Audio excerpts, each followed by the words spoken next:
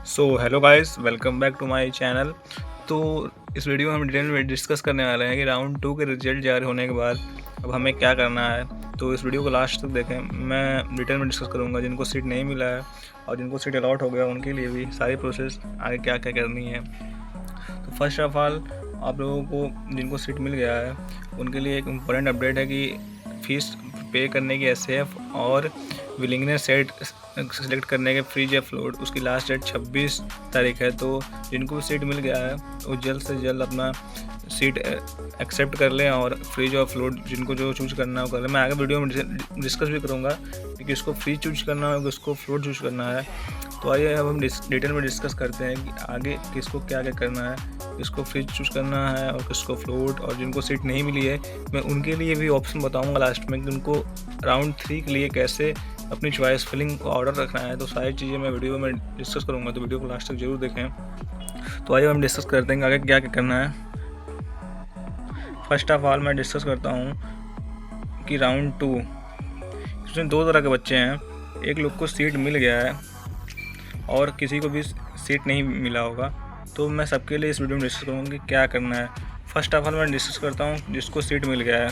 मान लीजिए जिसको सीट मिल गया है उन कुछ लोग को तो राउंड 2 में सीट मिला होगा, जिनको राउंड 1 में सीट नहीं मिला होगा, और कुछ लोग को तो राउंड 1 में सीट मिल गया होगा। तो उनको राउंड 1 में ऐसे पे कर दिए होंगे, तो उनको राउंड 2 में ऐसे पे करने की कोई ज़रूरत नहीं है।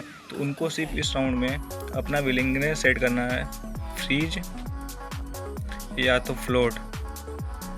फ्रीज उन लोगों को चूज करना है जो अपने सीट से एकदम कंफर्म है कि मुझे यही कॉलेज लेना है और यही ब्रांच लेना है, तो फ्रीज चूज कर सकते हैं। लेकिन बहुत बच्चों को उनकी मनपसंद ब्रांच और कॉलेज नहीं मिलती है, तो इस केस में फ्लोट चूज करते हैं। और जो उनको कॉलेज या ब्रांच चाहता है वो अपने प्रेफरेंस ऑर्डर के ऊपर रखते हैं। मीन्स अगर उनको 10 नंबर का कॉलेज मिला है तो और उनको जो उसके ऊपर का ब्रांच चाहिए तो उसके ऊपर रखते हैं, 9 नंबर का, 8 नंबर का, 7 नंबर का, जिससे उनके जो नीचे के ख़राब कॉलेज हैं वो उनको अलॉट ना हो और जो ऊपर के अच्छे कॉलेज हो बस वही उनको अलॉट हो।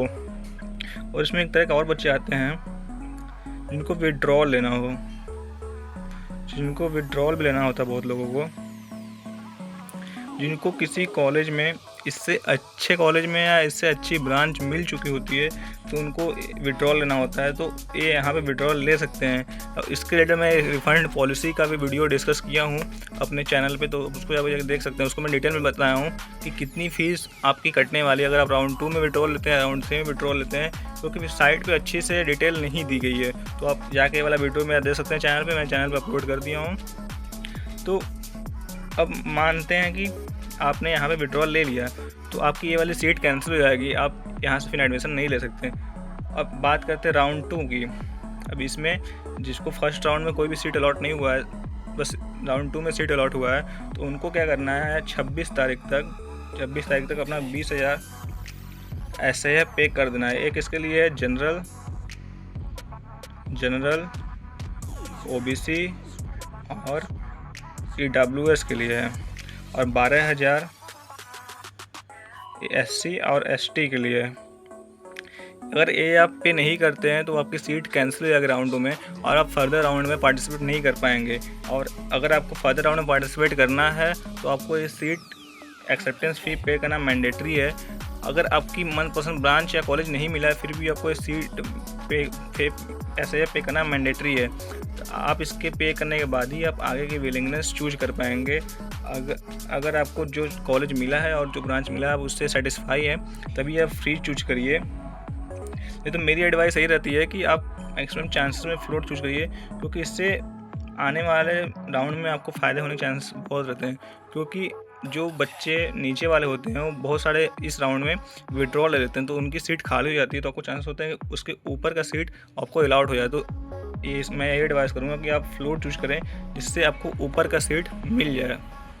और जिनको इस राउंड में सीट नहीं एक्सेप्ट करना है वो बिना SIF पे किए, कोई उनको मैंडेटरी नहीं है पे करना। अगर उनको जो सीट अलॉट हुआ है राउंड 2 में, अगर उनको सीट नहीं लेना है तो SIF पे नहीं करेंगे और ये राउंड 2 से एग्जिट मार जाएंगे और फर्दर राउंड से पार्टिसिपेट भी नहीं कर पाएंगे। अगर जिनको यहाँ पे सीट नहीं लेना है, मान लीजिए आपको सीट नहीं लेना है, सीट नहीं चाहिए आपको,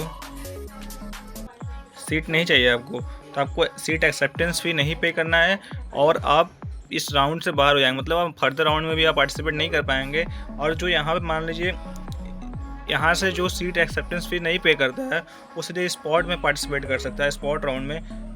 तो वहाँ पे लेकिन कंपटीशन बहुत बढ़ जाती है। जो अदर स्टेट वाले होते हैं वो भी स्पॉट में आ जाते हैं, तो आपके लिए यहाँ पे बहुत सारे कंपटीशन बढ़ जाएंगे। तो आपको अगर यहाँ सीट लेना है तो मैं यही बताऊँगा कि आप यहाँ से एग्जिट मत मारिए, क्योंकि आगे के थर्ड राउंड में बहुत फ़ायदा होता है अदर बच्चों को, क्योंकि जो जिनको विड्रॉ लेना होता है यहाँ से विड्रॉ ले लेते हैं। तो आने वाले चांसेस में आपको बहुत फ़ायदा होने वाला है और आपकी सीट अपग्रेड हो सकती है।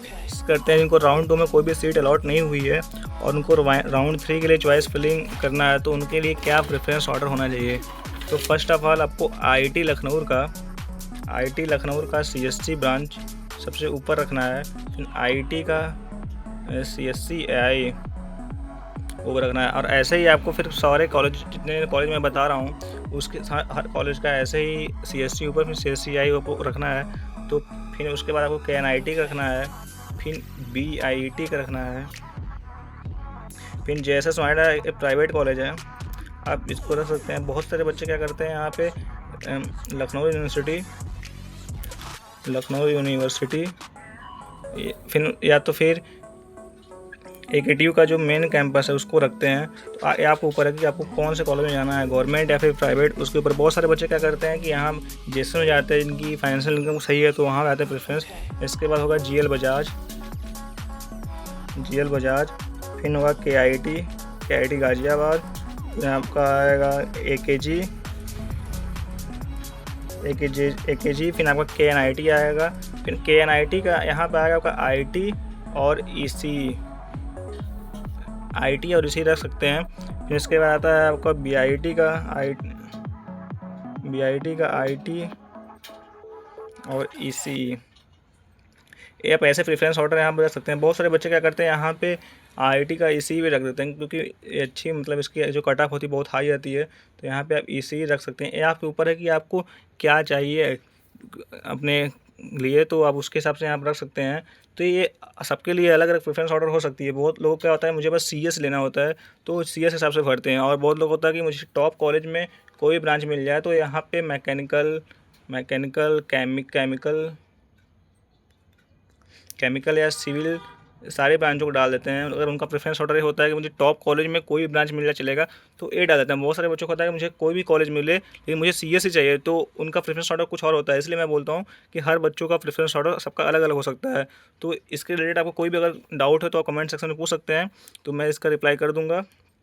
तो फिर अगर आपको वीडियो सही लगी हो तो आप चैनल को सब्सक्राइब कर सकते हैं। अगर आपको इसके रिलेटेड कोई भी डाउट हो तो आप कमेंट सेक्शन में पूछ लीजिएगा, मैं आपको रिप्लाई कर दूँगा। धन्यवाद।